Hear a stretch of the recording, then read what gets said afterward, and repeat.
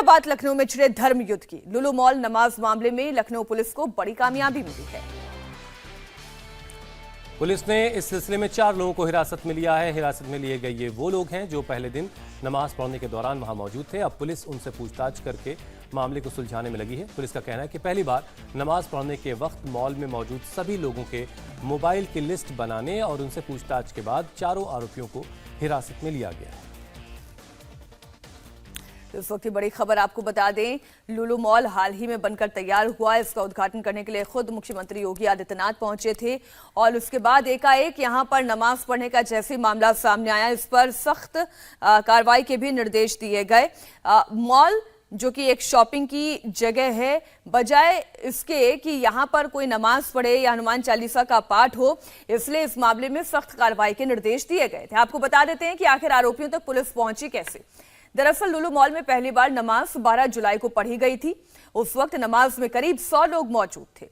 Police ने इन सभी 100 लोगों के मोबाइल नंबर्स की एक लिस्ट बनाई और फिर लिस्ट में मौजूद एक एक शख्स से बात करके पूछा कि उस वक्त वो मॉल में क्या कर रहे थे।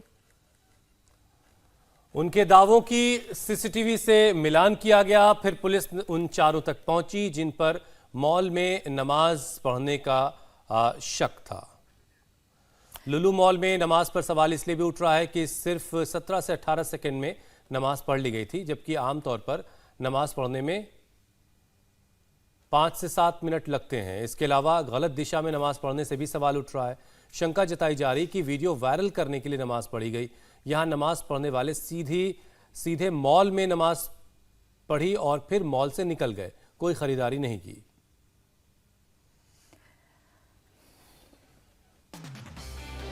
लुलु मॉल मामले में पुलिस ने एक्शन लिया है। मुख्यमंत्री योगी आदित्यनाथ की सख्ती के बाद यह एक्शन लिया गया। मुख्यमंत्री योगी आदित्यनाथ ने कल पुलिस अधिकारियों के साथ बैठक की और इस मामले में सख्ती बरतने के लिए कहा था। उन्होंने साफ किया कि मॉल को राजनीति का अड्डा नहीं बनने दिया जाए।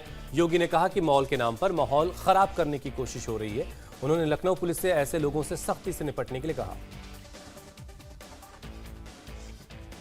लखनऊ में एक मॉल खुला है, वह मॉल अपने व्यावसायिक प्रतिष्ठान को लेकर काम कर रहा है और उसको लेकर के राजनीति का अड्डा बनाना, अनावश्यक बयानबाजी जारी करना और उसके नाम पर फिर सड़कों पे प्रदर्शन करके लोगों के आवागमन को बाधित करना और बार बार लखनऊ के प्रशासन से कहा गया सबके बावजूद भी अराजकता पैदा करने और सांप्रदायिक विद्वेष की स्थिति पैदा करने का जो कुत्सित प्रयास हो रहा है, यहाँ पे लखनऊ प्रशासन को बहुत गंभीरता से इसको लेना चाहिए। इस प्रकार की किसी भी शरारत को स्वीकार नहीं करना चाहिए।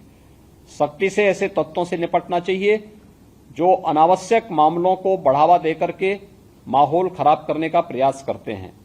बहुत सारे माध्यम हैं, अगर किसी को सूचना लेनी है वे सूचनाएं उन लोगों से जाके ले सकते हैं, लेकिन कोई हस्तक्षेप करके आवागमन को बाधित करेगा।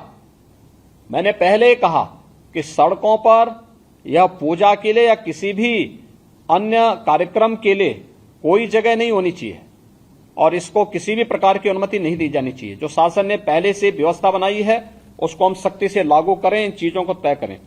इंडिया टीवी हर वक्त हर जगह डाउनलोड करने के लिए सर्च करें India TV news Google play store या ऐप स्टोर पर।